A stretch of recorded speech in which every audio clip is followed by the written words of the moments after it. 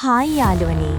අද මම මගේ සිනමා ඩ්‍රොප් channel එකෙන් අරගෙන ආවේ ඔයාලා හැමෝම මග බලාගෙන ඉන්න දකුණු ඉන්දියන් සිනමාවේ අතිශය ජනප්‍රිය වුණ රාටසන් චිත්‍රපටයේ දෙවනි කොටස ගැන අලුත්ම විස්තරයයි. ගොඩක් අය අපේ වීඩියෝස් නරඹනවා විතරයි අපිව subscribe කරන්නේ නැහැ. ඒ අයගෙන් මම ඉල්ලන්නේ අපිව subscribe කරලා තියාගන්න.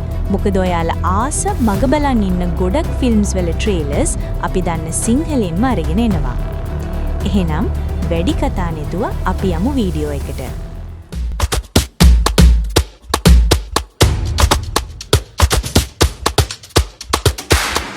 පළවෙනි ෆිල්ම් එකේදී ක්‍රිස්ටෝෆර්ගේ බිහිසුණු ඝාතන රැල්ල නතර කරන්න අරුන් විජය සමත් වුණත් දෙවෙනි කොටසින් ඊටත් වඩා දරුණු බුද්ධිමත් මිනිමරුවෙක් එක්ක කරන මාරාන්තික සටනක් තමයි අපිට බලා ගන්න ලැබෙන්නේ.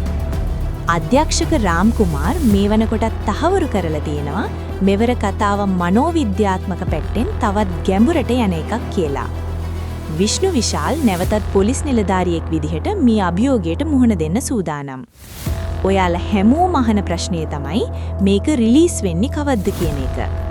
නිල නොවන වාර්තාවලට අනුව 2026 වසරේ මැද භාගයේදී තමයි මේ දැවැන්ත නිර්මාණය තිරගත වීමට නියමිතව තියෙන්නේ.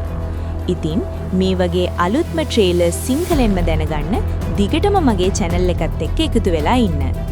ඒ වගේම අපි වීඩියෝ එකක් දාපු ගමන් ළඟටම ගෙන්න ගන්න අපේ channel එක subscribe කරලා තියාගන්න.